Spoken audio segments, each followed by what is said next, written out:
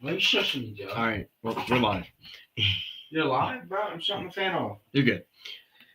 Ladies and gentlemen, boys and girls, welcome back to another episode of Under the Wing Podcast. Under the Wing Podcast. I'm your host, Joey. This is Mike.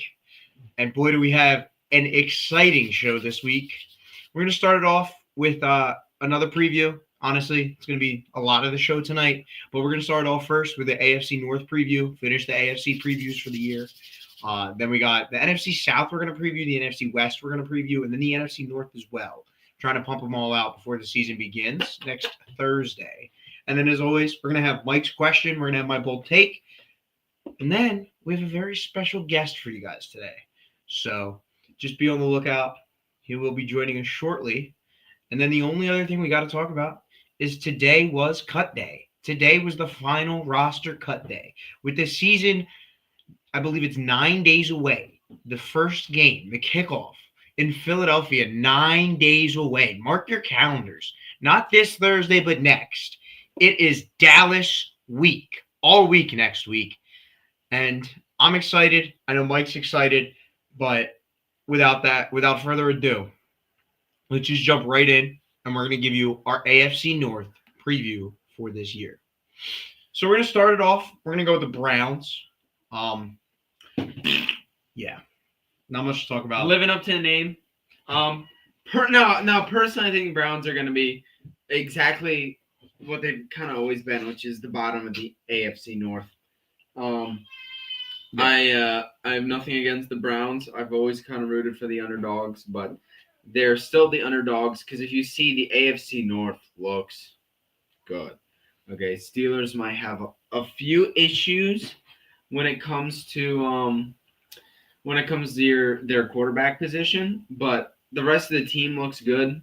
The Browns, they have a pretty nice defense, but other than that, I mean, you got Shadir Sanders, and I don't even think he's going to do well. So Shador's not doing anything. Shador's not even going to see the field. You know why? Because Joe Flacco is the starting quarterback in Cleveland. Joe, 45-year-old Flacco, baby. I don't know if he's actually 45. I think he's like 40.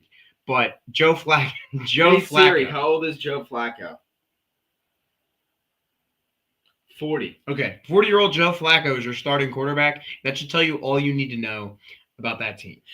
It's not going to be a good year. They're not good. It's the Browns. Joe Flacco had a good season. He had a good season. 2 years ago, and then he had one good game in the playoffs, and they were like, "Oh, Joe Flacco," and he beat the Texans or something, or he might not even have won. It was pretty bad. Our boy Joseph. Joe Flacco. All jokes aside, he was once a great quarterback. Well, we'll say good quarterback, not great. He won a Super Bowl. I still think that was carried by the defense. But Joe Flacco at this old age is not what you want running your team. And that's not your franchise guy. I don't really think Shadir Sanders is your franchise guy either. But it's just my personal opinion. You got Myles Garrett. That's good. Denzel Ward's pretty nice, too. Denzel Ward, Myles Garrett. That's about it. Yeah, that's about it. The Browns are just... I think... Do they have Greg Newsome? I'm not sure. Either way, Greg Newsom's kind of irrelevant now. I don't even know why. See, I didn't recognize that name, so I couldn't tell you. But the Browns are just going to be – they're going to be abysmal, like they always are. I mean, in comparison to the AFC North, they're going to be abysmal. Yeah. There are definitely teams that they're going to outplay. Yeah.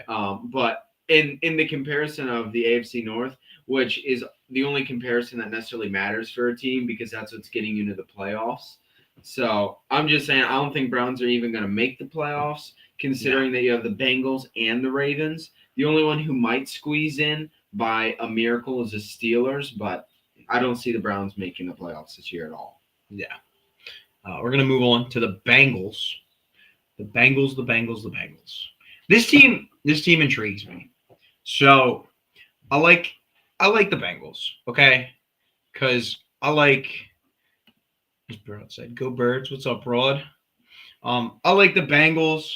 I think Joe Burrow, obviously, he's a talented quarterback. He's a really good quarterback. Yeah, really Jamar good. Chase, he's a great wide receiver. Amazing. Even, honestly, Chase Brown came on the scene last year out of nowhere. I did not I did looked not know well. who Chase Brown He was definitely like a race to the waivers in fantasy. Exactly. I did not know who Chase Brown was at all last season, and he stepped up to the plate in a big way, and he showed him that he really showed him that he could be that running back number one in the hole that Joe Mixon left, and the Bengals needed that. Now, what the Bengals need this season is some consistent defensive play. Like, the Bengals are a good offensive team where everybody says it. They can put up 30, 40 points a game, but you're not going to win when you can put up those points and then you're also giving up 30 to 40 points a game. Now, they just re-signed Trey Hendrickson, which to Eagles fans, it kind of sucks because we were looking forward like, oh, how he might pull off a last-second trade. But I think Trey Hendrickson's staying there in Cincinnati. So, like, he's very underrated. He's also 30 though. Like, people are talking about Jackson Hunt in the third round for Drake. I don't know. I don't want a heavy contract. I don't know what his contract looks like, but assuming his age is 30, it's probably going to be a little bit of a hit. And I don't want to pay all that for just somebody who's going to do, well for only a year or two. And then we're just going to be stuck in the same situation. Yeah. I just think, to be honest, they don't really have – I can't name anybody on their defense. Like, besides – I think – do they still have Jesse Bates, the safety? If they have him, he's decent. But I just can't – I can't name anybody on the Bengals defense besides Trey Hendrickson. And, like, that's a bad thing because the Bengals, like I said, they could be such a good team. They went to the Super Bowl back in 2021. Like, and if you could do that with Eli Apple, just imagine if you could get a somewhat decent, like, defensive, like, cornerbacks, decent anything back there. This team can go places if you can get a decent defense back there. But they don't seem to have it. They don't seem like they're going to be able to keep up and continue to win with the defense they have. But anything else on the Bengals? I mean, other than them having an abysmal offensive line, there really isn't much. They're going to do well. How well, that is a toss-up. Basically, the Bengals is their offense versus their defense. They're basically their own enemy. So as long as their offense can do better than, or if they can make up for the faults of the defense, they'll be fine. But I don't know. Oh, also, yeah, the offensive line still sucks. Let's see. Who do the Bengals play this year? I want to see because their schedule. Yeah, I want to look at the Bengals' schedule. I know we haven't really done this with other teams, but the Bengals intrigue me because, like, so look, they're such a toss-up team. So, like, because you have Jamar Chase, who had the best wide receiver year last year. Okay, not all time, but I just mean season-wise. Last season, he was number one. Joe Burrow, who, if he had an offensive line, I think he could be. I don't know about twice as good because he's already fantastic, but that's when we'll understand the true power of Joe Burrow because he does great with what he has. But, like, it's a toss-up. Yeah. So the Bengals, their first two games, they play the Browns and the Jaguars, easy wins. You're not giving up 30, 40 points to the Browns and the Jaguars, and you can easily score 30 to 40 points on those teams. But then the next 2 weeks, you got the Vikings and the Broncos. And really, the week after that, the Lions, then the Packers. So, like, for the next 4 weeks after that, it's like those are teams that are going to be able to take advantage of your defense, and those are teams that are going to be able to score on your defense really, really well. And your defense stinks. Your defense stinks. So, but just continuing down, like, they play teams like the Bills, like even a team like the Dolphins. That's a team where they're not going to be able to keep up with. Defensively, like, they're going to get burnt on defense, and then their offense isn't going to be able to keep up. But moving on, we're going to get to the Steelers first because I've been excited to talk about this team for the last few weeks now. The Steelers, and it's not even excited. It's just like I love Steelers fans because growing up my whole life it was like, oh, we have 7 Super Bowls and you have nothing. You little peasant Eagles fans. Well, you know what? I don't care. Or it's 6 Super Bowls. Right? How many ever they have? I don't know. But like now, I could care less because your team has literally been mediocrity for the last 15 years. And really going back to 2016, you haven't even won a playoff game, and you've been in the playoffs almost every season. So I don't know why you think Aaron Rodgers is your savior. He's not. Mason Rudolph, bro. I'm just Yeah, kidding. Until he gets clocked on the side of the head with a helmet again. Oh my gosh. I don't know why that you think DK Metcalf is going to be your savior and trading away George Pickens was a good idea. If It DK wasn't. Metcalf stays healthy, like I'm not saying that necessarily that they're going to be savior team. Like I don't think because they still made the playoffs last year. I say at most they hit the playoffs and win one game at most. I don't think they're even going to be championship contenders, let alone Super Bowl contenders. That's how I feel about the Steelers. I think that they could have a chance. Maybe Aaron Rodgers does strike a little bit of gold. Maybe that DK Metcalf does stay healthy. But like I said, they have to strike gold for that. That's got to be something that they got to have luck on their side. Speaking of staying healthy, you know who else has to stay healthy? TJ Watt. If TJ Watt doesn't stay healthy, your defense is not going to be as good. Darius Slay, I mean, he's a good cornerback, but again, he got injured every freaking game last year. It felt like every game, like ask any Eagles fan, every game, it felt like Darius Slay was out for like 1 to 2 to 3 plays. And it was like Isaiah Rodgers would come in and not even like it wasn't even that he would get burnt. Like he would have good coverage, but like they would go right after Isaiah Rodgers. So Steelers fans, be ready for Darius Slay to go down every game. And then if TJ Watt can't stay healthy, be ready for your defensive line to not be that good. And you traded away Minkah Fitzpatrick for Jonnu Smith. So have fun with that too. That's unbelievable, dude.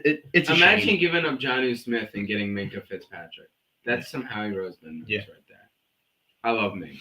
But last but not least, as we finish up our AFC previews, we're going to finish up with the Ravens in the AFC North. Easy. They're starting off number one. I mean, like, I think the AFC North is kind of a given. You show anybody this chart and they'll be like, oh, Ravens won, Bengals. Maybe you might get Bengals and Ravens mixed up, but yeah. I think quite literally they can be the best team in football. And like I feel like every season it comes in as like, oh, the Ravens, they're the best team in football. Like, yeah, they have the talent, but for some reason they just can't put it all together. I don't know if it's like a coaching thing or if it's like just the players they have can't figure it out. But I think, like, let me not say like they're going to completely get it together this year because I don't think they'll like completely get it together. But the Ravens, they always have a chance to compete. I'll say that, and they've made it to the divisional, the conference championship. Who knows? Maybe this year's the breakthrough they get and the need. But when you have Lamar Jackson as your starting quarterback, you have a chance every game, no matter what. And last year, at least, it wasn't his fault. If Mark Andrews catches that football at the end of the game, you're going to overtime in Buffalo. And I think it's going to be a very different game. It could have been a very different outcome. And if the Ravens, I have a couple of friends that are Ravens fans, and I said, man, if the Ravens got to play the Chiefs in the AFC Championship game, I really do think that the Eagles would have smoked the Ravens instead of the Chiefs. But, yeah. Defensively, Kyle Hamilton is like my player to watch. And I like Kyle. I wanted him when he was coming out of college, and the Eagles didn't get him, unfortunately, and it's worked out for him. But I really wanted Kyle Hamilton. He's just such a good player and like a hard-nosed, like ball-hawking safety that every team wishes they could have. And I really wish that the Eagles got him, but they didn't. And he fits perfect in Baltimore. He's Baltimore through and through. But other than that, I think I'll give you my predictions real quick. I think the Ravens, they're gonna walk away with the division. They're gonna be 13-4. You're gonna have the Bengals underneath them. They're gonna be 12-5. Underneath them is gonna be the Steelers. They're gonna be like 10-6, 9-7, or 10-7, 9-8, like something like that. They're gonna barely break over 500. And then the Browns, they'll be lucky if they win 5 games. They'll be 5-12. What about you? Predictions? I gotta be honest, you kind of read my mind. I think that's exactly what I would have said, word for word. I think maybe the Browns get one more win than that. Maybe the Steelers one more loss. But, I mean, other than that, that's exactly what I had in mind. Awesome. Well, moving on. Ladies and gentlemen, boys and girls, please put your hands together for the man, the myth, the legend, the one and only, KJ McCoy. How you doing tonight, KJ? How you guys doing? Thanks for having me on. Appreciate it. Yes, sir. You guys Yes, doing sir. a great job. Thank you. Thank you. Amazing job. Real quick, what do you What think you got about for the AFC North? Who's your AFC North winner? Oh, AFC North, tough division over there. You got the Ravens, Steelers, Browns, and Bengals. I mean, I probably have to go with the Ravens just because of the experience and Yeah. Is he okay? Yeah, he's turning the fan on. Oh, Joey said he was getting hot I'm and baking sweaty in here. He was yeah. talking. He I was thought smacking you me were on about the to leg. jump off the first what's it called, the bunk bed or something, and just do a backflip or something. Oh, yeah. So Watch out! Watch out! Watch out! Mooner special. there you go. The I moon. was gonna elbow drop Joey in the dome. That's what I was planning on doing. There you go, in Actually, the dome. he just beat me to the punch, so I couldn't really. There's no Okay. surprise factor. But yeah, What I'd probably go with I think the Ravens definitely have a shot to be the number one seed in that division. I think the Bengals are definitely Bengals can maybe be a wild card team, but it really depends. I mean, it definitely goes back and forth with those two. I don't think the Steelers have that much of a chance because I mean, with Aaron Rodgers, I mean, he's on his last leg. I mean, he's got one last shot. I mean, it's his last hurrah, to be honest. And then obviously with the Browns, I mean, they had a QB carousel this whole offseason. Now they're down to 3. Actually, I'm kind of shocked that one of the young guys didn't get cut. But, I mean, I knew that Shador wouldn't get cut. So, I mean, Gabriel's still around, and they got Flacco starting at quarterback. So, pretty crazy. That's a lot of faith in a healthy Flacco all year. Joey Flax, dude. It really is. I mean, for a guy who definitely, I think, what is he, 40 years old now? 40, yeah. 40 years old. We just looked it up, too. That's crazy, dude. I mean, hey, if he can still be doing it, I mean, hey, make Delaware proud, man. Make Delaware proud. Right? Blue Hens, man. Yeah. But the first thing I wanted to get into with you, KJ, about Travis is, Oh. No, we don't. We're not addressing that on this podcast. No, we're not addressing that. If you didn't see it already, go look it up. You already know. But today was roster cut day, and the Philadelphia Eagles had to narrow it down to 53 individuals that are going to go help them on their quest to go back to back. So let me do this real quick so I can pull up the list. Let's put like this, and we'll pull up the list. There you go. So there it is. That's the official list. The 53 men that are going to help us go back to back. Yep. Quick look. Any surprises that you see that made the team? Yeah, I mean, it definitely guys like I'm trying to. Yeah, there he is. I really didn't think it's a surprise because I'm glad that he made the team. But Darius Cooper is one of the guys that I mean, I'm really glad that this guy really was able to make this team, and now he's got a shot at being in this wide receiving core, which is amazing. I mean, he gets to learn from guys like AJ Brown and Devontae Smith and Jahan Dotson as well. So I mean, it's going to be great for his career, and I'm really happy for the guy because I mean he beat out a guy like Terrence Marshall, Elijah Cooks as well. So those guys were having pretty decent camps, but I mean Darius Cooper was he was so good in the preseason that you really just couldn't let him go anywhere else. I mean, so I think definitely that was a great move by them to keep him on the roster, and I really do hope he does make an impact on this team. And I think he will. I think he definitely will when they call his name and they call his number out. He's got to change his number, though. That's the main thing. Because, I mean, what is he, number 41 or 40? Yeah, he was 41. So, yeah, definitely got to change that to be a wide receiver number. He's got to change his number. And I thought he was a tight end when I saw him hit the field. Until I realized he was like out in the wide spot. Yeah, no, Dalton was like, I remember Dalton was confused. Like, is this guy supposed to be a running back? And I'm like, no, he's a wide receiver, man. Yeah. But he looked good. I was actually going to address Darius Cooper as well. I was super happy to see that he made the roster. Yeah. Because I mean, I know he's under, John Mechie, but still, I mean, Darius Cooper, I think it could be a wide receiver 3 on many teams. I think that's how good he is. I don't think he's necessarily fantastic, but there's definitely a few teams where he would get a lot more. He'd see a lot more green. I mean, field wise, of course, but I really like Darius Cooper, and I like seeing his name on the list. I think that's going to be a name that we're going to have to remember because no matter what happens to him, he's gonna end up being remembered one way or another. I think another name too that was kind of shocking is Gabe Hall as well. I think Gabe Hall. I mean, that's definitely a shocking one, but I mean, like, he made a team, so I mean, kudos to him. Yeah. So that's definitely that's good for him for sure. And then I know that I also saw that I kind of wanted this guy to be gone, but Tristan McCollum, he made the team, unfortunately. So I'm not a fan of McCollum, but I think he wasn't the one that, like, a couple years ago, it was like that was what's his name? I'm trying to think who you're thinking Like of. it was I don't know, like it might have been like 2 or 3 years ago. It was like that cornerback. It was like Jarrett or something. That it was like 7 catches, 190 some yards, and like 2 touchdowns. Like that infamous graphic that, like, and it's the most out of any cornerback that year. Like, it was horrible. Was it Jared Jaquan or whatever? Jaquan? Yeah, that guy. Jared So Jaquan. it's not I him. remember Jared Jaquan. Yeah, I think that was his name.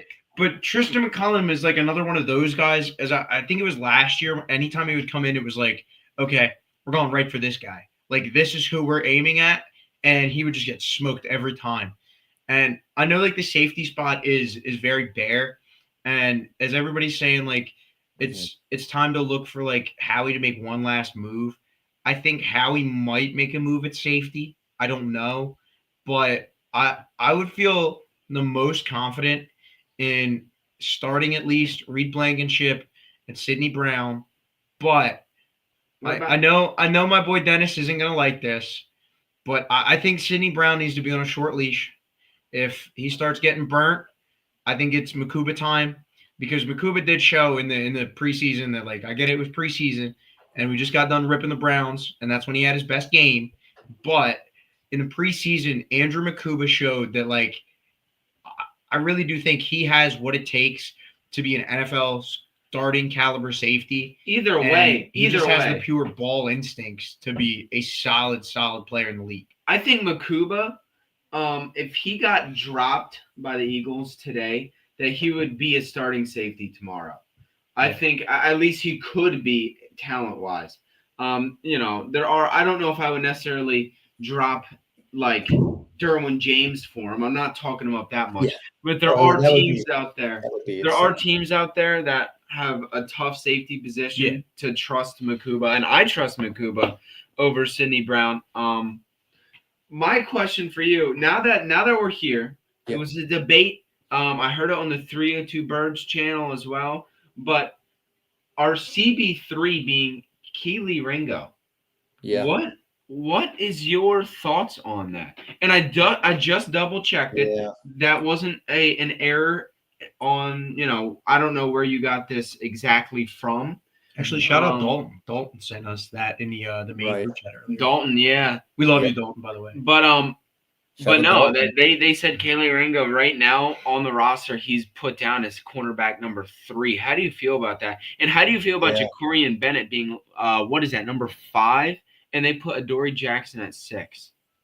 I think with the Kelee Ringo thing, it definitely is absurd. And with what we saw from him in the preseason and in a lot of the practices that we saw him participate in, there were some times where he was practicing with the first team, and then the second team, then the third team, and he was still struggling. So it's definitely crazy to hear that he got the third string. He got the third spot for cornerback spot, because I still think Jacorian Bennett is the better player. He has more cornerback skills than Kelee Ringo. Kelee Ringo definitely, it seems like the guy loses gas a lot. I mean, he definitely seems like he gets beat by a bunch of receivers. He doesn't really know his assignment. And it just seems like he's lost out there. He looks like a chicken with his head cut off. And it's just it's hard to watch him. I mean, like I got nothing but love for him, like off the field, like a good guy, it seems like. And but I think honestly though, like he's struggling. And I mean, it's crazy. I think the only reason they really put him at number 3 was because Jacorian Bennett's only been here for like 2 weeks and he doesn't really know the defense yet. Kaylee Ringo, he knows the defense. He might not be that good yet, but he knows the defense. And I think that's why he got the nod for the third string. That's an excellent point, KJ. I really like that point. I'm also wondering if Kaylee Ringo is a development. Like they put him there to see if they could try developing anymore. They have dudes behind them that they can easily be like, all right, sit down, Ringo. You're not doing well. But I'm wondering just because he's I think the youngest dude among the controversy, of course, Quinyon and Cooper, but that's not what I'm referring to. I just mean everybody under those two. I think Ringo's the youngest guy, and they're like, look, let's really try to give him a chance and see if he can prove himself. Because if he can prove himself, then it will completely pay off for, the 1-2 games where he kind of just isn't there. And if he does start having issues, you can always throw in Jacorian Bennett. And I think Jacorian Bennett is better.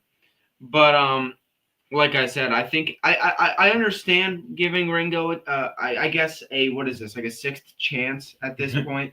But it really is. But and I do like your point with Jacorian Bennett, how he doesn't know our defense very well, and that could be the plan.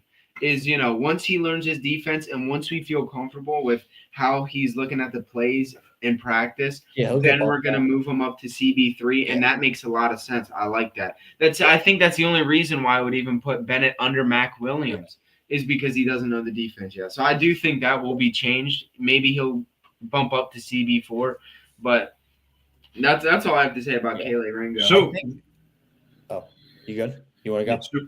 Really, the unfortunate thing here is it's not even that he's going to be CB3. It's going to be he's probably going to be the other outside starting cornerback because you got to think all year last year Cooper DeJean was in the slot and the nickel. Mm-hmm. So Cooper DeJean's going to go back to that this year, and they're going to have Keely Ringo, Mac McWilliams, hopefully Jacorian Bennett or Odori Jackson at the outside corner spot, and that scares the living daylights out of me. Yeah. It should be Jacorian Bennett there, but like you guys are saying, he's got to learn the defense. I think after week 1 or 2 of any of the other guys getting burnt, Vic Fangio is going to be like, look, dude, you got to step up. You were brought here for a reason, so it's just time to shine. But I really do think that Keely Ringo, like you're on a very, very like your leash is shorter than like Sidney Brown's leash. Like you mess up like too bad in week 1. Like week 1 is a huge test. You've got George Pickens and CeeDee Lamb coming to town. If you can't hang up with those guys that are in your division, you don't need to be our second string corner at all. You don't. And I think Jacorian Bennett would give the Eagles a better chance against those guys. But yeah, if he's not ready, like if he doesn't know the defense enough, he's not going to be ready. So he's got to do a lot of studying, and Keely Ringo's got to do a lot of studying as well just to make sure he's ready. They both got to be ready for week 1. Yeah, I'm not necessarily Vic riding here, but no matter what happens and no matter what our defense looks like, I really do trust Fangio. I think whatever he's doing is the right thing to do, mostly because he makes probably more than my whole household doing what he does, and he does it so fantastically. Yeah, he does. So I'm gonna trust the professional here, and I trusted him all last year, and it definitely paid off. Mm-hmm. So I think I definitely do think Vic knows what he's doing.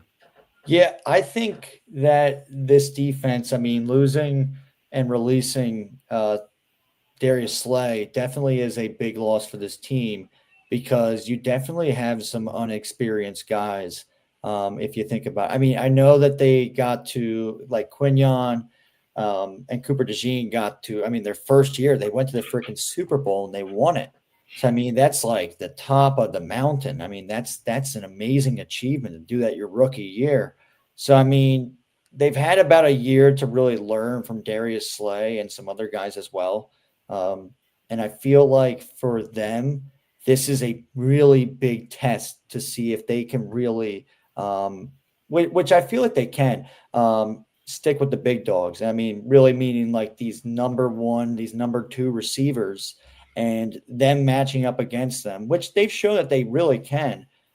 But can they do it without the leadership of Darius Slay in the mix? So that's what I feel like is going to be a really big test, and something to really watch with this Eagles defense is to see how this defense, these cornerbacks react with not having a veteran presence. And I mean, you have a Dory Jackson, but I got to be honest, Dory Jackson's no Darius Slay. He played for the Giants, and I remember he would get beat by our receivers. But I mean, our receivers are pretty good. I mean, we got Devontae and AJ, but I feel like a Dory Jackson is not – he's not a Pro Bowl talent caliber kind of player like how Darius was. So, we could call him Darius now because he's not part of the Eagles anymore. So, Right. I mean, I don't think he's going to get mad at us anymore.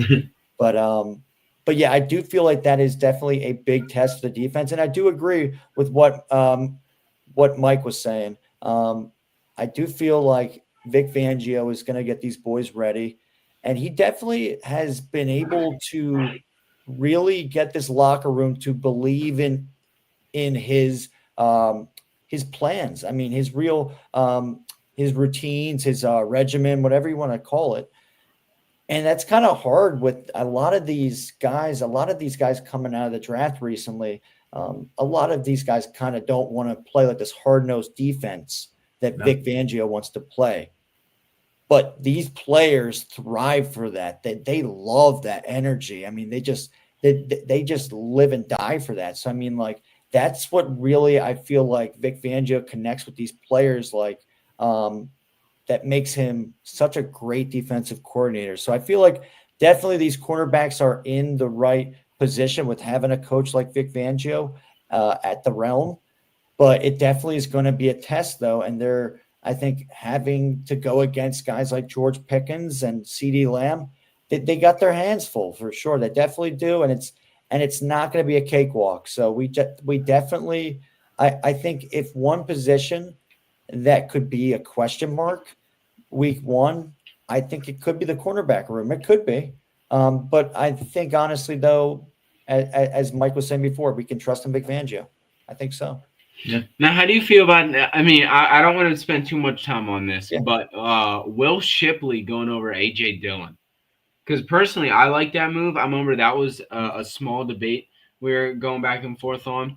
I think that this could be just like another one of, like, of course, it's an extremely different caliber, but similar to the 2018 Super Bowl run.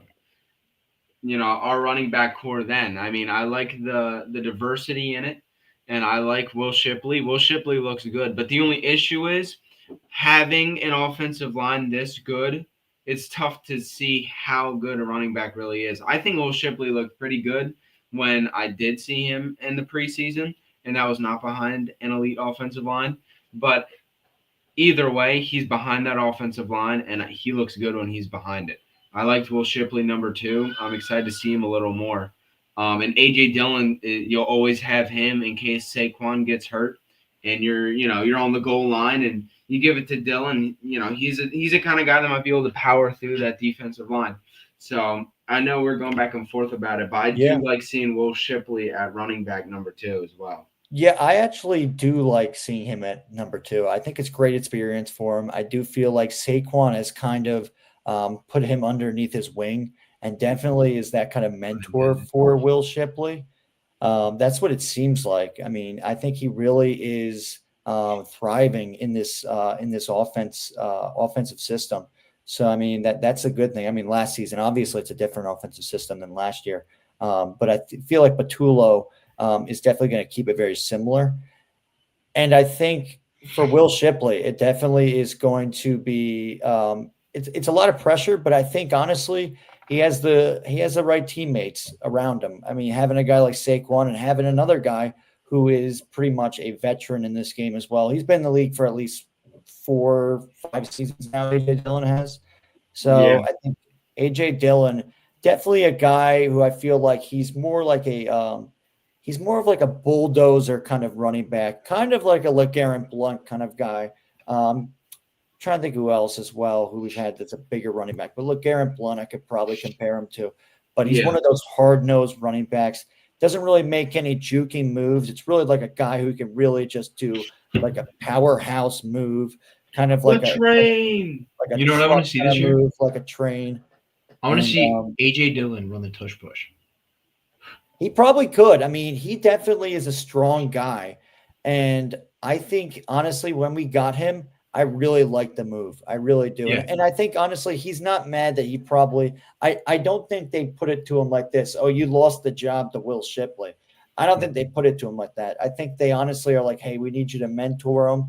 And I think all three of them will get a lot of reps. Obviously, Saquon's going to get the most reps out of anybody. But I think Saquon's okay with AJ and Will Shipley getting some reps as well. I mean, he's a very unselfish player. That's what Saquon's been. So, I mean, that's a good thing. So I feel like those guys, I mean, our running back core, I'm really happy with it. And I was going to ask you guys too, what do you think about on this roster sheet seeing fullback and Ben Van Sumeren is a fullback? I don't understand why the fullback position died. Like when I first started getting into football, it was like everybody cared about their fullback, and now it's like I forgot it was actually a position until you said that. We like people sub tight ends there that just barely made the team that they picked up off the practice squad. Yeah. Just the fullback position is something that has definitely grown scarce to the NFL, and I don't know what killed it. So I'm happy to see somebody is still out there. Yeah. They said they were going to – they said – I think Laurie said it this year. He says, we want to revive. He actually – I was listening to 94 WIP. Yeah. And this was like a couple months ago. And Jeffrey Lurie got interviewed. And Jeffrey Lurie said he was like, hey, to John Ritchie, who's a former fullback of the Eagles. And he said, hey, John, I want you to know we want to bring back the fullback position. And he was very happy to hear that, obviously, as a former Eagles fullback. The last fullback we had, and I'm going to ask Havens and Mooner this question. Do you remember the last fullback the Eagles had, actually? Leonard Weaver. Yes, that's it, Leonard Weaver. And you know what's funny? I actually got to talk to Leonard Weaver on the phone once because one of my old basketball trainers was actually friends with Leonard Weaver. So he happened to call him, and he was like, oh, this is Leonard Weaver. And I'm like, what the heck? I'm like, Leonard Weaver from the Eagles? He's like, yeah, that's him. And it was actually him. Small world, right? That's awesome. Pretty crazy. But I do think it's interesting that they are bringing back this position. And let's see if Ben Sumeren can really do well at that position, because he was a linebacker and also a special teams player. But they used him a lot last year. And not a lot, but they used him for a couple of plays as fullback. I think he fumbled the ball twice. So hoping that he can really hold onto the ball, and hopefully in the offseason, I haven't seen any tape from him, but hopefully he really has shown that he's ready to be a fullback. Because, we see it in San Francisco right now. They have Kyle Juszczyk, which they do a great job in San Fran using the fullback over there. They've been using a fullback for years. So they're a perfect example. So you're seeing a lot of these teams start to take a page out of the Niners book and be like, okay, you know what? We can have a fullback as well. So I think it's going to be really interesting to see what they do with the fullback position in Ben Van Sumeren. Yeah. Yeah. But I think that's it for this segment. I think KJ is going to be sticking along for us for the next few, maybe till the end of the show. Let's see how long the steamboat rolls. Moving on. Whatever you guys need, Yeah. We're not moving on. We're going to talk about the NFC North, so feel free to continue with us. First team I want to talk about in the NFC North is the Vikings. Where do we start? The Vikings. Justin Jefferson. He's a great receiver. I honestly, it just now dawned on me, J.J. McCarthy is their starting quarterback. Yeah. So he was a rookie last year, supposed to start last year, got injured in training camp, I believe. So it'll be interesting to see how a rookie quarterback – now, if they can win with Sam Darnold, it'll be interesting to see how how they can do and how they'll look with a rookie quarterback, or pretty much basically a rookie quarterback in JJ McCarthy. Their defense they showed last year, they're pretty solid. Not anybody like I don't think anybody like notable names on their defense. It's just a group of like solid individuals that are pretty decent football players.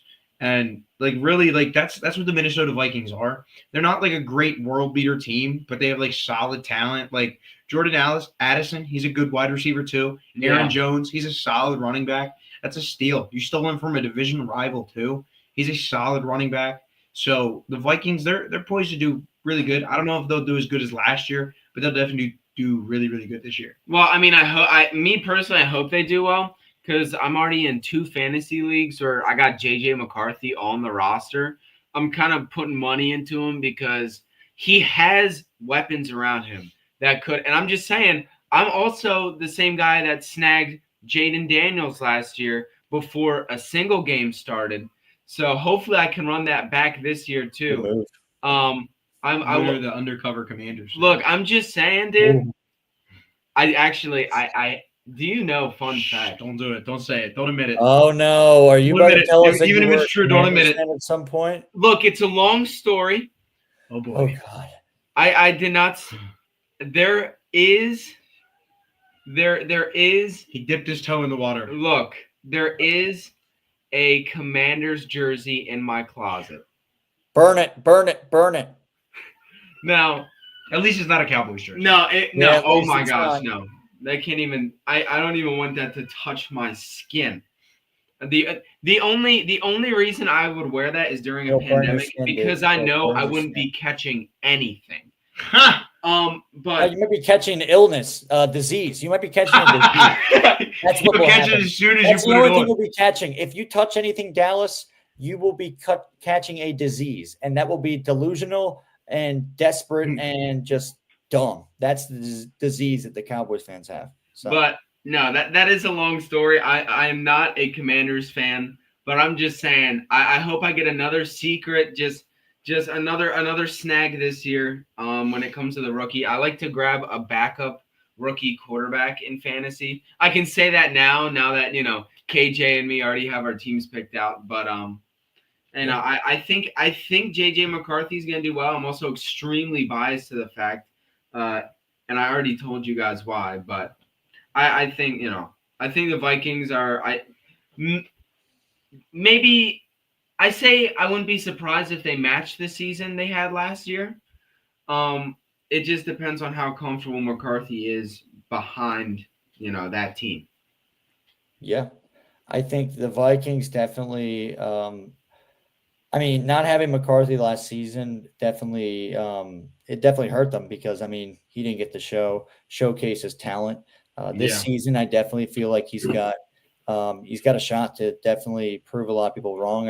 Obviously coming off the national championship that the Michigan Wolverines had, where he was there last time. Obviously, they aren't the defending champs because he was out for a whole season. So, but I think for him, he's got, as you said before, and I think Havens hinted it to as well, he's got the receivers to help him succeed. He's got Jordan Addison. You have Justin Jefferson, who is arguably the best receiver in the league. And when in doubt, he has Aaron Jones as well. Yeah, you have Aaron Jones as well as a running back who can also, I think, is one of the better running backs in screen passes. I think he's great in the screen game as well. He can catch as a running back. He really can. So I think JJ McCarthy, they are setting him up for success. And also he's got a guy behind us that we're pretty familiar with, who's going to be his backup in Carson Wentz. Maybe that's his second string or third string. I don't know exactly where he's going to be put, but he's got somebody who he can kind of learn a little bit from. Wentz kind of, obviously, he was with us, and he could honestly put him underneath his wing and kind of teach him some things. And I think they have some similar games for sure. I think they definitely have success both in college as well. So, they have some similarities. They definitely do. So shout out Ballpark Tommy, his favorite player on the Vikings. Who Wentz? Yeah. Who, mine or who? I said Ballpark. I said shout out Ballpark Tommy. That's his favorite player. Ballpark's favorite player. It probably is because he's still a Wentz guy. He always will be a Wentz guy. So, he's not my favorite Viking. I'll tell you that. Yeah. So I'll tell you that for sure. Then let's go to the Chicago Bears. The Bears. We'll let you take this one first, KJ. What do you think about the Bears? The Bears. So yeah, our good friend Connor, who is Ash's Shout out Connor. husband, he actually is a Bears fan. Fun fact. So yeah, I mean he's a very honest Bears fan, and he's told me as well.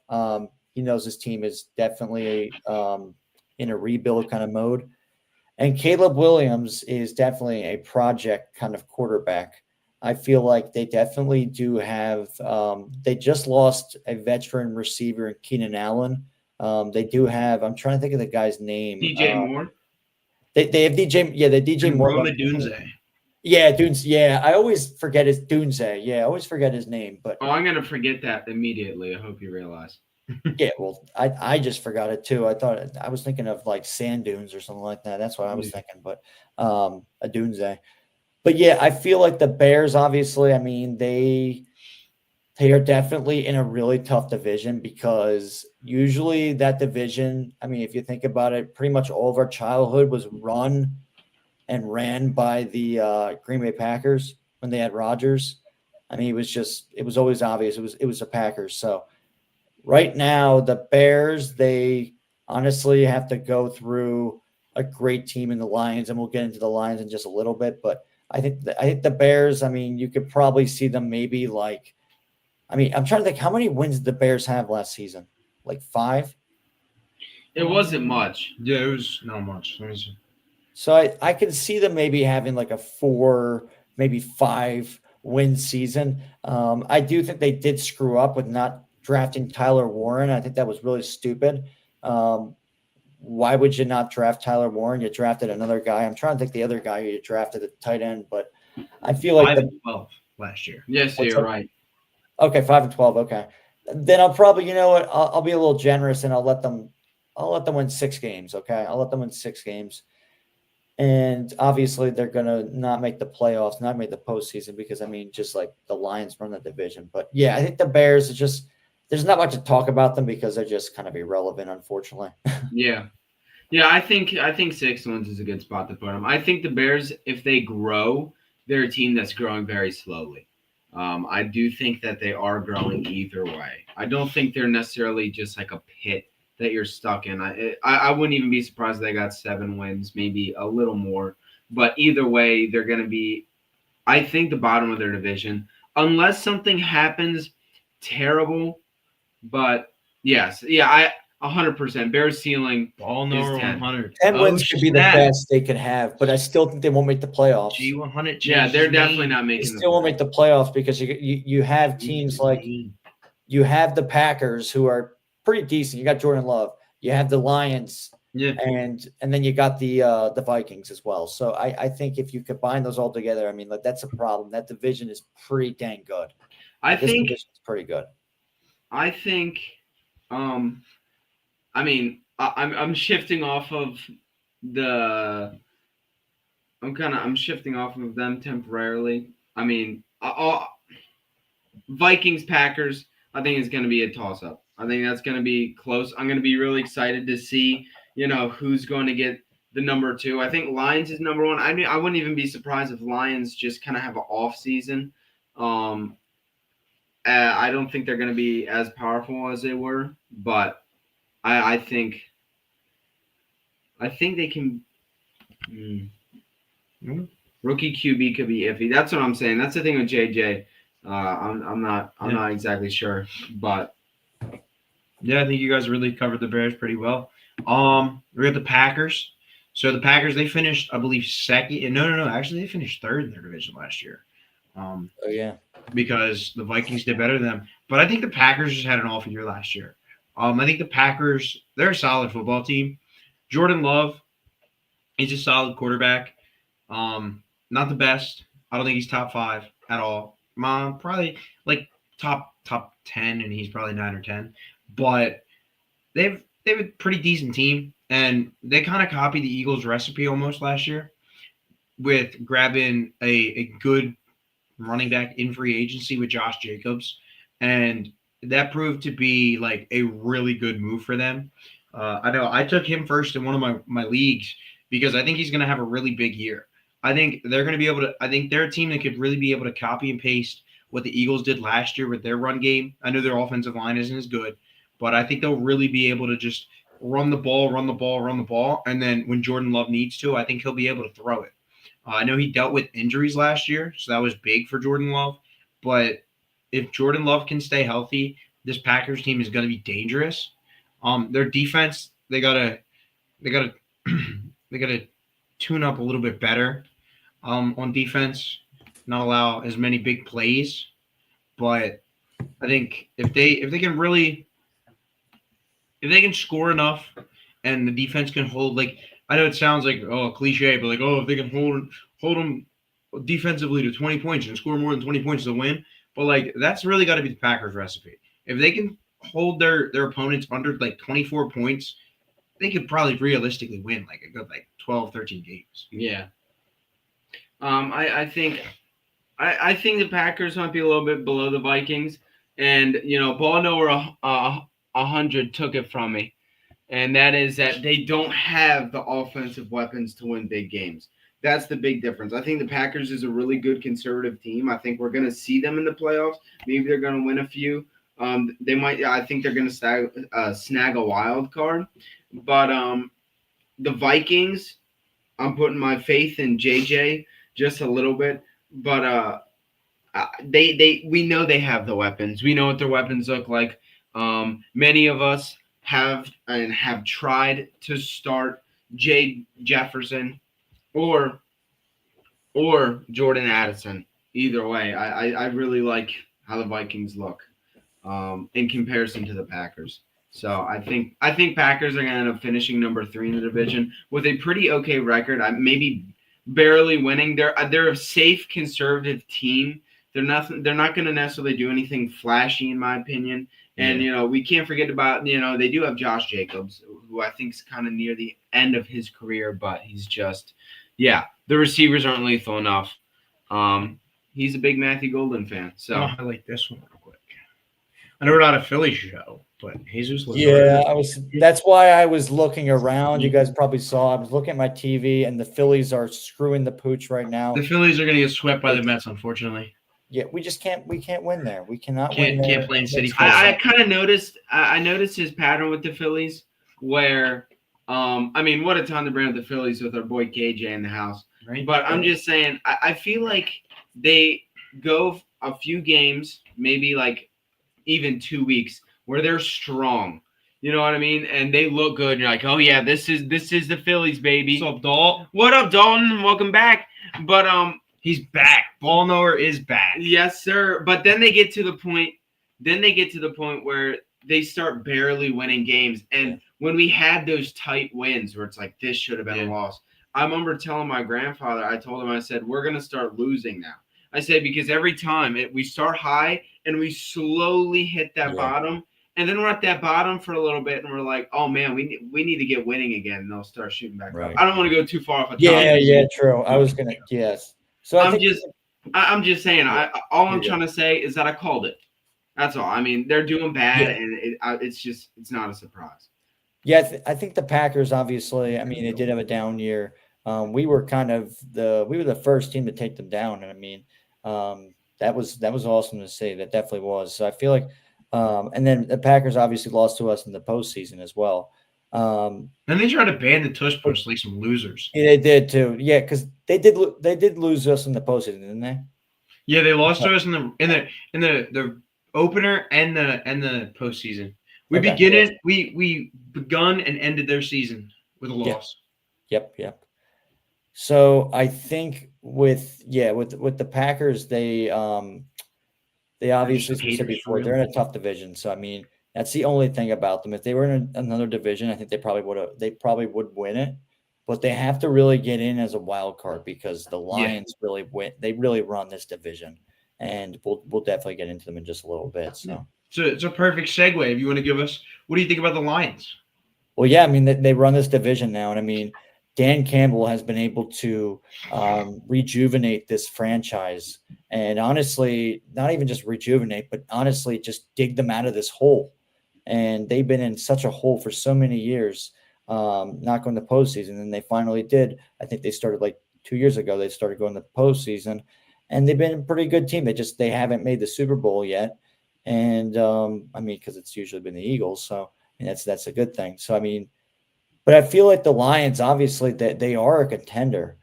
They definitely have some great talent. Jared Goff is definitely doing a great job over there. I mean, you got Amon St. Brown, and then you got the two running backs, and Jahmyr Gibbs and David Montgomery, who I feel like are two-headed monsters. I mean, they're total beast, and they definitely are guys that you have to game plan against.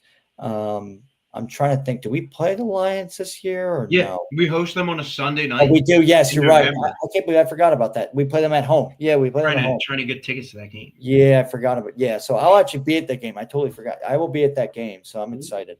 Yeah, but that's going to be a great game. I'm gonna try slipping in and sitting on KJ's lap. I don't know about that. I'll probably throw you out of the. No. Just to watch the game, purely for game watching purposes, nothing else. What, do I have to wear a Santa suit or something? You ever seen the movies want. where like one guy stands on top and then the other guy's like this, and you just wear the big trench coat? You just gotta have Mooner on your shoulders and just wear the big trench coat into the game. Yeah, Dahl would eat that up. Too. Yeah, just like be one of those 7 foot tall guys or whatever. Yeah, till we get kicked out of the link permanently, right? Yeah, probably would. That would really suck for me. That would suck for anybody, really. I mean, the kind of ball we see. But yeah, I want to highlight this comment really quick. So, ball number 100 coming at us with that knowledge again. He really is a ball. The Lions had, he he said 16 players on IR at the end of the season last year. Yeah. If the Lions stay healthy, I think I don't want to take the joy out of our Super Bowl run. And I'm going to be the biased fan that says nobody was beating us in the Super Bowl or nobody was beating us at all last year. But if the Lions were healthy, the Commanders don't look that good against them. And we would have to go to Detroit for the NFC Championship game. Yeah. It might have been a different outcome. It would have been a very great atmosphere for an NFC Championship game. I think next year, if they win the 1 seed, they're going to be hungry to host it, and I could see very well like potentially the Eagles and the Lions in the NFC Championship game, and it's going to be such a great game. I can't wait. Like I said, I can't wait for them to come to Philly. It's going to be such a great game because this Lions team, they're stacked.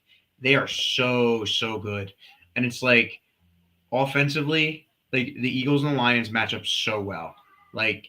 It's always a good match. I think we have the edge, of course, at quarterback, just because Jalen Hurts is more mobile than Jared Goff. Not according to Madden. I'm still salty about that. I'm sorry. Yeah. Wait, what? They say Jared Goff's more Jared mobile? Goff's an 87 and Jalen Hurts is an 86. 86 is the exact same as Justin Herbert, by the way. Oh, so I'm just saying that really gets me fired up when I think about it. But yeah, I really like. I'm really excited for the Eagles-Lions game. It's going to be a good one either way, and I like the Lions enough to where if they win, it doesn't matter who wins. I'm going to end the game like satisfied with what I watched. I mean, of course, I'm always rooting for the Eagles, and I'm going to be disappointed if they lose. But either way, it's going to be such a good game. I feel that when it's over, I'm going to be like, wow, that was a good matchup. I think the Lions are they're the Eagles' number 1 contender. I know that we don't see them as much as the Commanders. So because we see the Commanders twice, they're number 2. But Eagles, Lions, Rams, Commanders, and that's fair. That's fair. When are we getting ball nowhere on the podcast? I think next week, actually. Oh, really? Yeah. There you go. I told him next week I'll try to get him on the podcast for Dallas week. Do you guys know who he actually is or no? Yeah. Actually, it's shout out Paulie. That's his real name. Shout out Paulie. He works with us. Hey, yo, Paulie. Yeah, Paulie. Hey, Paulie. It's him and his dad work with us. I'm Italian. I can do it. Yeah, that's all Italian too. Funny story is when he first started working with us, he was talking to me about the Phillies, and it was like right when like Aaron Nola had just gotten injured, and I was talking to him, but I was like trying to get my work done, so like I kind of like shrugged it off, and then like 2 days later, like he wasn't there, and his dad was like, "Yo," he was like, "Paulie really likes you," and he was like, "But he tried to talk like sports with you, and you didn't want to talk sports with him." I was like, "No. I want to talk sports with him. Don't get me wrong." So like the next time I seen him, we were sitting in the middle of like the warehouse and we were like going back and forth about it. The one thing we disagree on is for some reason my boy can't. He's an Eagles fan and he can't come to grips with Jalen Hurts is an elite quarterback. But I don't even think Paulie has him top 5. I think he said his ceiling is 5. That's a debate for another next day. week, probably. But moving on from the NFC North, I'm trying to go a little bit quicker here. Mooner has his question of the week.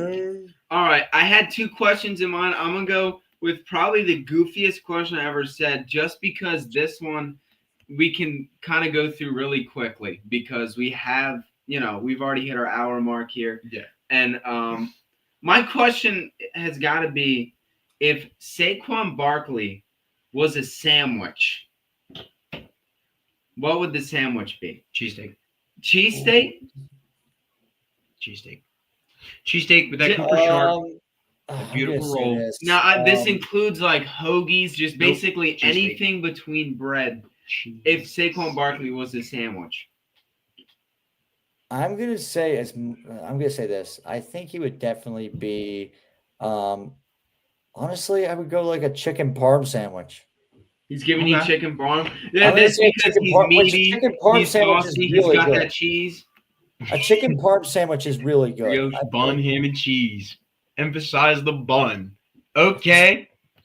As much as I would like to say a cheesesteak, I mean, I kind of want to go away from the whole Philly thing. I mean, even though I'm obviously an Eagles fan, I mean, like, I know what you mean. Of how valuable like he is, I feel like that's kind of like what a chicken parm sandwich is. If you think, I think chicken parm is probably the best answer. I didn't even think about that because that is probably the most well-rounded sandwich you can get. And yeah.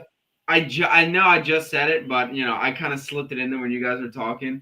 I mean, he's meaty, he's saucy, and he's got that cheese. Wow. I think that's absolutely perfect sandwich. Well, I wasn't gonna say that, but all right. Yeah. No. Moving on. Moving on. We got 2 more previews. This one will probably be really, really quick. The NFC South. Yeah. Will this division be competitive this year? It's going to be competitive. No, it's not going to be competitive. Look, Joey. The Buccaneers are going to run away with it again. The end. In their division, it's going to be competitive. Who can be the biggest loser? Exactly. I'm excited to see who can suck the most, okay? Or the least. Either way. I'm really excited to see how, the NFC South is going to be. And me and Joey are going to be doing push-up bets on the loser of the NFC South, We are? Yeah. Oh man. Oh boy. I'm around. It's gonna be the Saints. They're gonna lose. You think Saints? It's gonna be the Saints. I love Kellen Moore and all he did last year for us, but it's gonna be the Saints. I don't even know who their starting quarterback is.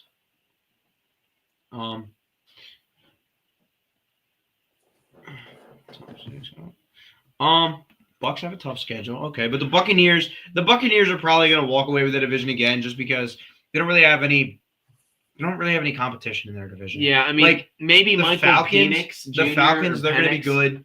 But I think that's pretty much their only competition. It'll be between them two. Like last year, it might have been the Bucks and the Falcons, or it was the Bucks and the Saints. Yeah. But the Buccaneers, they're the clear-cut best team in the division. They have a solid defense. They have a solid, offensively, they're so good. I like Baker Mayfield personally as a quarterback. I like him as a person and a quarterback. Mike Evans is on pace with Jerry Rice for how many consecutive 1,000-yard seasons he's had. He's a dog. Absolute amazing dog. He's not remotely talked about enough. He's not. He's severely underrated. He is the safest pick. But the Panthers, I don't really want to talk about them. They're horrible last year. What is there to talk about? I don't really think they're going to be that good this year. And like I said, the Saints, they got a new coach. They got a rookie quarterback that nobody's ever heard of, Tyler Show. So I don't think they're going to be as competitive as people think. But yeah, anything on the NFC South, KJ? Yeah, I mean, it definitely is one of those divisions that has always been a dumpster fire, and it does seem like the Buccaneers pretty much have the edge on every team in this division. So my pick is the Buccaneers. I think they are the best team. They have the most talent. The only problem with the Buccaneers right now, they're not going to have Chris Godwin for a little while. I Yeah, heard. That's right. Yeah. Chris Godwin's going to be out for at least, I think, until like October or something like that. So maybe even later, which really sucks for them. But I think they can really hold their weight. I think they could definitely. I think Baker Mayfield's a good enough quarterback to do that. I do feel like the Eagles actually, when they play them in Tampa, which I might be there for that game. Me and Dalt are trying to get down there. We're trying to work out. Road trip. We're trying to work out some things where we can get down there. So trying to figure that out. Maybe but we'll I see. would love- Maybe we'll see a Dennis appearance there. maybe we'll see a Dennis appearance. He might be our chauffeur. So you never know. Ooh, chauffeur Might Dennis. be. So you never know. But he would also be going to. He's only going to go if Sidney Brown's still starting. Yeah, probably. He'll probably rock a Sidney Brown jersey. Hey, I wonder what pun he's gonna come up with. Makuba. Makuba. Yeah. Makuba, he's Probably something with. I hope Makuba. Makuba puts on his scuba and then he can breathe underwater. pretty much. Pretty much. Something But- like that. He probably would say that. Yeah. That, that's I pretty, think the Buccaneers got the division, but then I also feel like the Falcons, they could be probably second in that division, but they're not going to be that close with the Buccaneers. Buccaneers are going to win by a landslide that division. I think And- I think yeah. I think the Falcons are going to be a little closer. I like how the team looks. I think Michael Penix. Of course, I always have so much faith in rookie quarterbacks. I get disappointed because I love rookies, you know. But He's a second year. Well, he's not a rookie though. Yeah, he's not yeah, a I rookie. know, but we didn't say. Yes, he isn't. He did play isn't a some last rookie. year, so. He isn't a rookie, but I don't know if I've seen enough from him to not necessarily, you know. You understand where I'm coming from when I mean, you know, like this is where he's going to prove himself. He didn't necessarily have a good chance to prove himself last year. I still think they're going to be number 2. I think it might come close, but I mean, safe pick here, safest and probably the most obvious, and that's just going to be Bucks 1, Falcons 2, Saints 3, and Panthers, you know, number 4 in the division. See, I'm going to flip-flop the last two. I'm going to go Bucks 1, Falcons 2, Panthers 3. I think they'll do a step up this year. Bryce Young, you know, see if he can step out of that hole. Yeah. And then I think just because the new coach, the new quarterback, it's a rebuilding year for the Saints. They'll be all right. But this year is just not their year. Yeah. Yeah, I think the Saints definitely. I mean, like Kellen Moore is a great coach for them. The problem is they don't have a real starting quarterback. It seems like, or they don't really know who they're really going to start yet. I'm pretty sure. So Yeah. that's a really interesting situation down in New Orleans that they got going on. But let's move on to our last preview. We've got the NFC West. There you go. All right. So the NFC West. This one, this is a competitive division, but like a not like it'll be competitive up until about like week 13, and then the Cardinals, they're gonna fall off. The Seahawks, they'll get a detrimental injury, and then it'll be the 49ers and the Rams, and then one of those teams will get a detrimental injury, and then by the end of the year, it'll be like, oh, well, the Rams or the 49ers win. Now, I got to be honest here, and I don't know how controversial this might be or what the debate could be, but Cardinals no, I'm just kidding. No, I think Rams win this division. Yeah. I think, you know, because I know that the San Francisco 49ers had a down year last year, and I think they're the kind of team that can come back from that, and they're going to do great. But I think we're going to see a lot more from the Rams. The Rams are one of the more underrated teams and a pretty decent threat in the NFC. Just the entire NFC period. I think they can beat out the 49ers. McCaffrey's, you know, he's getting up there in age, and that's not something you want from an elusive running back. I know Derrick Henry, the only reason I think he's last is just because he isn't as elusive. It's those fast guys that normally they get worn down quicker because the first thing to go, if it's not your health, it's your speed. And we already know that McCaffrey can be a little choppy with health. I think Brock Purdy is a pretty good dude to have at the helm. But, you know, Brandon Ayuk, he's projected to come back week 6. But that's still 5-6 games without Brandon Ayuk. And that's gonna be a hit. And that's gonna hurt their record either way. I think Rams take this one away. So for time's sake, what's your what do you say standing wise? Standing wise, I say Rams number 1. San Fran. I might even put San Fran number 3. Who you putting over on the Seahawks?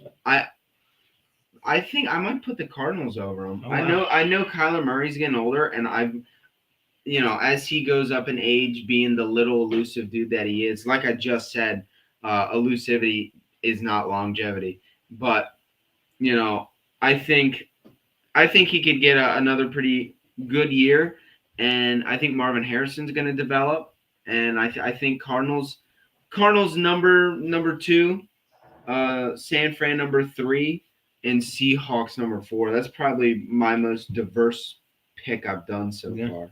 I mean, I was going to go the Rams number 1, the 49ers number 2, Seahawks number 3, Cardinals number 4. But what about you, KJ? Yeah, it's a tough division. It definitely is. There's really no wrong answer necessarily. Yeah, there really isn't. You're exactly right.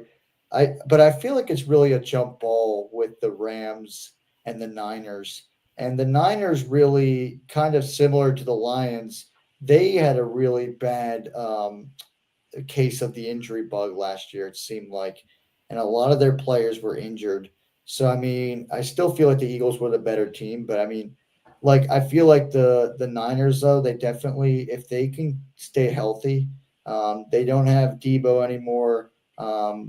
But they have guys like they have Brandon Ayuk, so that's going to be Ayuk is out for the first. Ayuk is out for a little while, but it's going to be interesting to see how Brock Purdy can work with these other wide receivers and see if he can really contribute with these guys, because it's going to be a really big test on having like a steady number 1 receiver in Debo Samuel. I mean, you got George Kittle, that's a good thing, but that's just one tight end, and I don't think Brock Purdy is that in sync like how Patrick Mahomes is with Travis Kelce. Not yet, I would say. But then I also feel like the Rams, though, I mean, you got Stafford over there with Puka Nacua, and you got Jared Verse over there. The Rams are a good young team. They definitely are. And if they're not number 1 this year, they'll be number 1 next year. Yeah, so I feel like San Fran's getting kind of old. I probably have to say who I think is going to have it. It honestly depends on which team can stay healthier. I think that's honestly the main thing for both these teams. So whoever can stay healthier, which I feel like the Rams have a better chance of staying healthier than the Niners. And I also feel like they have more talent than the Niners. I think the Rams will win the division. But I think the Niners could be a wild card team, though. I'll say that. Yeah. I have no hate towards San Fran putting them at number 3. I think they're gonna hit bad luck. The Niners suck. I like the 49ers, of course. I don't like them more than the Birds, obviously. The 40-winders. Look, shout out to Jami Don, but Mooner over here. First he likes the Commanders, now he likes the 49ers. No. I don't even know you anymore. No, don't get this. Oh, Mooner, man, Mooner. No. I can have enjoyable respect for other teams. Okay, I've always just renamed you Wagoner instead. Wagoner. No, Wagoner instead. That's crazy. Wagoner Mooner. Look, I grew up watching Sam Bradford. Okay, I've been on. He said I'm allowed to like. Wait, were you a St. Louis Rams fan? No. When Bradford played for us. Oh, okay. I was going to say. I was like, that's pretty rare to hear some St. Louis Rams fans. Yeah. But I'm just saying, I've been riding this wagon since I've been born, and it's been a bumpy ride, and I'm not jumping off now, KJ. There you go. Good. That's what I like to hear. Let's get to our last segment really quick. My bold take. So we finished up our AFC conversations or previews. So my bold take is this year, Lamar Jackson and Josh Allen are going to finish outside of the top 3 in MVP voting. So okay, bold take. I got a question for that. Who do you think is the top 3? Of course, your bold take's already out of the way. This is just speculation at this point. Taking those 3 away. 2. Taking those 2 away. My top 3 outside of those 3, or those 2. I did it again. So I think Jalen Hurts is going to have an insane year. So, and that's the homer in me. But I also think Jaden Daniels, if he does as good as he did last year, he's going to be right up there. And then I think number 3, I think Patrick Mahomes is going to be a man on a mission. I think we're going to see a like very early on, like young, like Patrick Mahomes-esque season again. So I think it's going to be those 3 as our top three MVP shooters. That might this year. be the boldest take I've seen from Joey so far. Yeah. You know, those are 3 risky MVP quarterbacks right there. I think all 3 of those have a very solid shot at winning the MVP. I think all of them have a solid shot at winning the MVP. I also think they all have a solid shot of not even being within the top 5 in question. Hey, that's a super risky top 3, and I have respect for 2 of those quarterbacks, but yeah, that's not a bold Mahomes, take. no. No, look, I have not voiced how I feel about Mahomes on this podcast. I don't even know if I've voiced it yet. Kermit Mahomes here. Look,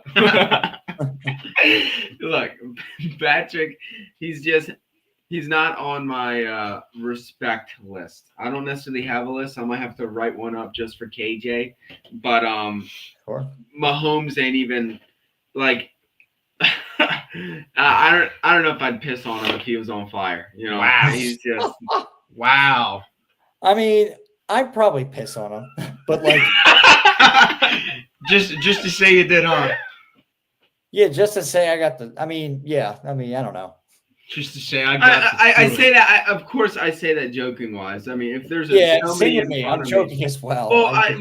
No, I wouldn't piss on anybody if they're on fire. I think I would, handle the situation an entirely different way. But Patrick Mahomes, I might piss on him just to say I was helping him. You know what I mean? But Would you raise your leg up like a dog or just? Yeah, like Odell Beckham did back in the day. against the Okay, Odell Eagles. Beckham. Okay, like a poodle. Okay, gotcha. Yeah. When he style. peed on the Eagles goalpost, and then he got like fined for it and flagged. I for forgot about that whole thing. That was hilarious, It. though. It was great. And then they still lost that game. They still lost. They still lost. why are they so stingy with the celebrations, dude? Back up on them, boys. I think pissing on the goalpost is, an because excellent use of free will. everything is taunting. That was these funny. Even as an Eagles fan, I laughed at that. I thought it was hilarious. Did you see who was it in the Super Bowl that Oh, Jalix Hunt. Yeah, he got fined for doing the bow and arrow. he did the bow and arrow, and he got fined for that, dude. Well, didn't Jameson Williams from the Detroit Lions start doing like a humping dance or something? Well, I understand. Him, Antonio Brown, I understand that. somebody. I understand getting fined for stuff like that, but like, Yeah. they're just so like players are afraid to. I'd be afraid to even step on the field getting fined for anything. I've seen people get. Who was that cat who he had? This was maybe 2016. He came out with pink eye tape because his mom beat breast cancer, and he got fined for it. And it's like that is absolutely absurd. I think he might play for the Broncos, but it's stuff like that. Like every time I see somebody gets fined, I'm like, dude, like I feel like the commissioner is just doing his best to be involved. People are forgetting he exists, and he's over there with the fine stamp, just like stomping people down. He's just fighting to be relevant. I want to forget he exists personally. Sit up there, be the commissioner. Make your money, and just stay out of people's wallets. All right. Yeah. Well, that's about all we have for you tonight, guys. Are you guys doing a post game tonight? I think we are. I think Friday is really excited to do a post game. So I was like, all right, you know what? If Philly's currently down 5-3, top of the sixth or bottom sixth with 2 outs and Pete Alonso up to bat. So let's hope Tanner Banks can take care of him and the offense can get humming. Yeah. But tune in a little bit later for the Phillies post game. I'll definitely be tuning in for that. You just gotta promise me one thing, KJ. What you got? At least once, you gotta call him Fratatoni and Cheese. I love that. I gotta get that rolling. Okay. Shout out James Fratatoni. I want that to catch on so bad. That was the That was the first thing that came to mind when I saw his face. Literally, the first thing. Like I remember standing on top of Joey's Jeep and seeing Fratty walk through the Phillies parking lot, and I pointed out and was like, Fratatoni and Cheese. It's the first thing I ever thought of. I want that to catch on. Is that like like that's like a kind of like a comparison like macaroni and cheese, or is it like Yeah. Yeah. like that? Okay. All right. Wait, Yeah, I could probably do that because when we talk about Freddy's Corner, I could be like Freddy and cheese. It's a I- frazione and cheese. I'll be like Freddy and cheese. I give it to him. Yeah, they'll give you You so gotta yeah, give it to definitely. him. Definitely check out the Phillies post game tonight. And then a reminder this week, there is no regular 302 Birds show. We are on our No week show. off. And then the new season starts next week before week 1. Season But 9. other than that, yes, season 9. It's crazy. We're gonna be here next week though. Yes, we'll be back next week, So- 8:05. And we got a good show. Our last preview, the NFC East, save the best for last. Some week 1 There you previews, go. going in depth with some stuff. Yes, sir. Like I And said next earlier, week, we're gonna boys, try we and got get the our Cowboys guy next ball week. It's coming knowledge Week 100 1. on the show. But other than that, guys, you all have a great night. Go Birds, and God bless. All right, I'll see you, KJ. See